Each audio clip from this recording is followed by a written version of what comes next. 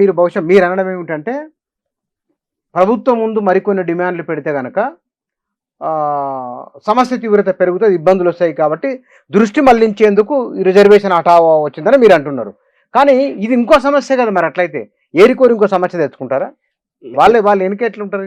నేను చెప్పాలో వద్దో తెలియని కార్ల్ మార్క్స్ అనేటువంటి తత్వవేత్త ఏమంటాడంటే, ఒక పెట్టుబడిదారుడు తన గోతిని తాను తవ్వుకుంటాడు. ఆ గోతిలో పడతాడు. వాడు మళ్ళీ తిరిగి లేవకుండా మట్టి పూడ్చేటువంటి పని మీరు చేస్తారా లేదా? మట్టేసే పని చేస్తారా లేదా? అది మీ మీద ఆధారపడి ఉంటదని అంటారు. ఇప్పుడు రిజర్వేషన్ హఠావో ఆందోళన కూడా అలాంటిదే. ఇంతకుముందు ఏం చెప్పినట్టు పావురం ఎగిరి ఎగిరి కంపలో చిక్కుకుంటుంది. కంప దానికి తాకిన తర్వాత ఇక బయటికి పోలేదు, ఆళ్ళనే చుట్టుకొని ఆగిపోద్ది. ఇప్పుడు ఈ రిజర్వేషన్ హఠావో ఆందోళన వెనకాల మొత్తం శాస్త్రీయులు, శర్మాలు ఎవరున్నారు? వీళ్ళు వెనకాల బ్రాహ్మణ్స్, బనియాసు, జాట్లు, హర్యానాలో, గుజరాత్లో పటేళ్ళు, ఇట్లాంటి వాళ్ళందరూ ఉన్నారు. వాళ్ళకు కూడా రిజర్వేషన్ 10% వచ్చింది. భారతదేశంలో రిజర్వేషన్ పొందని వ్యక్తి లేడు. 15% దళిత్స్కి వస్తుంది, 7% గిరిజనులకు వస్తుంది, 27% ఓబీసీలకు వస్తుంది, 10% ఉన్నారో లేదో తెలియదు కానీ ఈడబ్ల్యూఎస్ రిజర్వేషన్ 10% అప్పర్ క్యాస్ట్లో ఉన్నటువంటి వాళ్ళకు కూడా వస్తుంది కదా.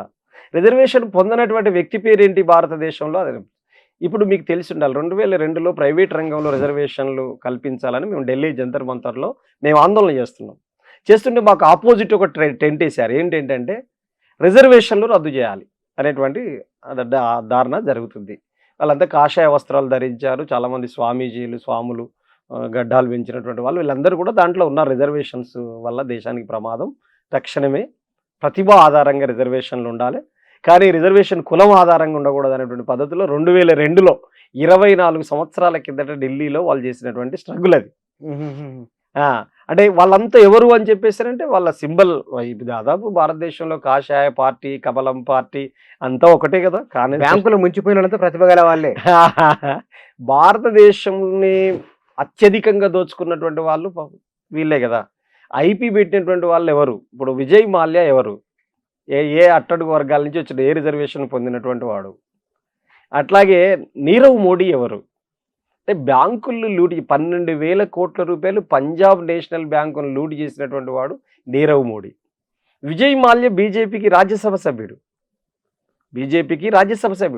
ఆయన ఐపీ పెట్టి పరారైనటువంటి వ్యక్తి.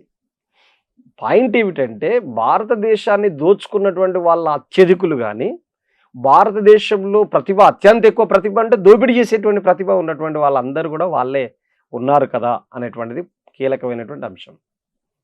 మొట్టమొదటిగా మనం ఆలోచించాల్సిన విషయం ఏమిటంటే, రిజర్వేషన్ వద్దు కులం ఆధారంగా అనేటువంటిది రిజర్వేషన్ ఆందోళన పెరుగుతున్నది. అంటే ఆ నినాదానికి కూడా మద్దతు బలంగా పెరుగుతున్నది. రిజర్వేషన్ ఏ పర్పస్లో ఇస్తారు అనేటువంటి దానికి చిన్న ఎగ్జాంపుల్ చెప్తాను. సాహు మహారాజ్ 1874లోనే స్పష్టంగా ఒక వైఖరి చెప్పాడు. ఏమనంటాడంటే, ఒక ముందు కురుకుతున్నటువంటి పిల్లవాడిని అందుకోవాలి అని చెప్పేసానంటే చేయూతనిచ్చేటువంటి పనే రిజర్వేషన్ అని చెప్పేసి ఆయన అంటాడు. డాక్టర్ బిఆర్ అంబేద్కర్ ఏమంటాడంటే, ఒక విద్యార్థి పాఠశాలలో బలంగా చదువుతున్నటువంటి విద్యార్థి ఉన్నాడు. ఆ విద్యార్థిని అందుకోవాలంటే ప్రైవేట్లో మనం వెనకబడ్డాడు ఒక విద్యార్థి అంటే ట్యూషన్ చెప్పిస్తుంటాం. ట్యూషన్ చెప్పించడం లాంటిది రిజర్వేషన్. అసలు రిజర్వేషన్ యొక్క చరిత్రని మనం పరిశీలిస్తే స్పష్టంగా ఒకటి అర్థమయ్యేది ఏమిటంటే, రిజర్వేషన్ ఏమిటి, అసలు రిజర్వేషన్ ఏమిటి, కొసర్ రిజర్వేషన్ ఏమిటి చర్చ జరగాలి దేశంలో. ఇప్పుడు కాదు, ఇంకెప్పుడైనా జరగాలి ఈ అంశం. మా ప్రాంతంలో మహబూబాబాద్ ఎస్టీ లంబాడాస్ టమాటాల గంప మీద ఎత్తుకొని టమాటాలు అని అమ్ముకుంటూ వచ్చేవాళ్ళు. అర కేజీ, పావు కేజీ కొన్నటువంటి వాళ్ళకు కొసరేయకపోయేది. 1 కేజీ కొంటేనే కొసరేసేటువంటి వాళ్ళు. కేజీ అంటే అసలు టమాటా, ఒకటేసేదాన్ని కొసరు టమాటా అంటారు. భారతదేశంలో ఓబీసీలకు కానీ, ఎస్సీ ఎస్టీలకు కానీ ఇచ్చేటువంటి రిజర్వేషన్ కొసరు టమాటా లాంటిదే, కొసరు రిజర్వేషనే. అసలు రిజర్వేషన్ ఏమిటి భారతదేశంలో అంటే, స్పష్టంగా భూములు ఎవడి చేతుల్లో ఉంటే అదే అసలైనటువంటి రిజర్వేషన్. పరిశ్రమలు ఎవరి చేతుల్లో ఉంటే అసలే రిజర్వేషన్, అసలైంది అదే. విద్యా సంస్థలు, కార్పొరేట్ విద్యా సంస్థలు ఎవడి చేతుల్లో ఉంటే అదే అసలైన రిజర్వేషన్. కార్పొరేట్ వైద్య సంస్థలు ఎవడి చేతుల్లో ఉంటే అదే అసలైనటువంటి రిజర్వేషన్. యావత్తు ప్రకృతి వనరులు ఎవడి చేతుల్లో ఉంటే అదే అసలైనటువంటి రిజర్వేషన్. అందుకని కులం ఆధారంగా ఇచ్చేటువంటి రిజర్వేషన్ హఠావో సంస్థ ఎవరైతే నిర్వహిస్తున్నారో వాళ్ళందరికీ సంపూర్ణ మద్దతు తెలియజేయడానికి నేను సిద్ధమైతా. కానీ ఎప్పుడు అది ఇంపార్టెంట్. మొత్తం భారతదేశంలో ఉన్నటువంటి భూములన్నింటినీ కూడా doctor B R Ambedkar state and minorities అనేటువంటి పుస్తకంలో చాలా స్పష్టంగా రాసిండు, భూములు జాతీయీకరణ చేయాలి అన్నాడు. పరిశ్రమల్లో కార్మికులకు యాజమాన్య వాటా ఉండాలి అని చెప్పేసి అని అన్నాడు. భూముల్ని జాతీయం చేయండి, భూములు పంచుదాం, పరిశ్రమల్ని జాతీయం చేద్దాం, రిజర్వేషన్లు రద్దు చేద్దాం, అల్టిమేట్గా కులాన్ని రద్దు చేద్దాం. ఒప్పుకుంటారా? కులాన్ని రద్దు చేద్దాం, ఆర్థికంగా వెనుకబడ్డ వాళ్ళే ఉంటారు కదా కులం లేకపోతే. కులం ఉన్నది కాబట్టి రిజర్వేషన్ ఇస్తున్నాం. వాళ్ళు ఎంతో కష్టపడి సంపాదించుకున్న భూములను, వారసత్వంగా వచ్చిన పరిశ్రమలను జాతీయం చేయడం ఎట్లా ఒప్పుకుంటారు? ఒప్పుకోరు కదా. ఎవరు కష్టపడితే ఎవరు అవుతారనేటువంటిది చాలా స్పష్టంగా మనం అర్థం చేసుకోవచ్చు. ఉత్పత్తి సామాజికమై ఫలితం వ్యక్తిగతమైన ఫలితంగా వచ్చినటువంటి సంపద. అది సామాజిక ఉత్పత్తి సృష్టించినటువంటి సంపద వ్యక్తి లాభం పక్కన అదనపు ఆదాయం వచ్చి చేరింది తప్ప సంపాదించబడ్డ భూమి కాదు. సంపాదించబడ్డటువంటి భూమిగా ఉండదు.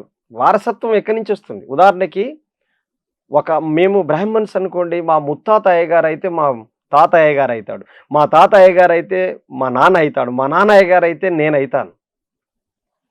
నీవు దళితుడివో, నువ్వు ఓబీసీవో, నువ్వు శూద్రుడివి అయ్యావు అనుకోండి, మా ముత్తాత కాళ్ళు మీ ముత్తాత గడిగిండు, మా తాత కాళ్ళు మీ తాత గడిగిండు, మా అయ్య కాళ్ళు మీ అయ్య గడిగిండు, ఇప్పుడు నీ అయ్యగారు అయితే నా కాళ్ళు నువ్వు గడుగుతావు, మళ్ళీ నీ కొడుకు నా కొడుకు కాళ్ళు గడుగుతాడు, మళ్ళీ నా మనవని కాళ్ళు నీవు.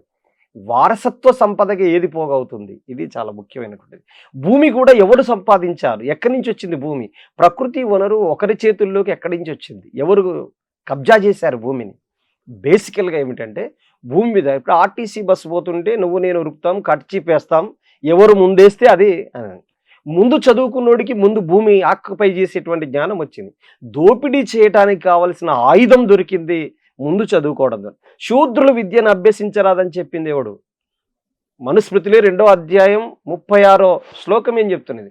శూద్రులు విద్యను అభ్యసించరాదు, చదివితే నాలుక కొయ్యాలి, వింటే చెవుల్లో సీసం పోయాలని చెప్పి 1000 సంవత్సరాలుగా చదువు నిరాకరించావు కదా.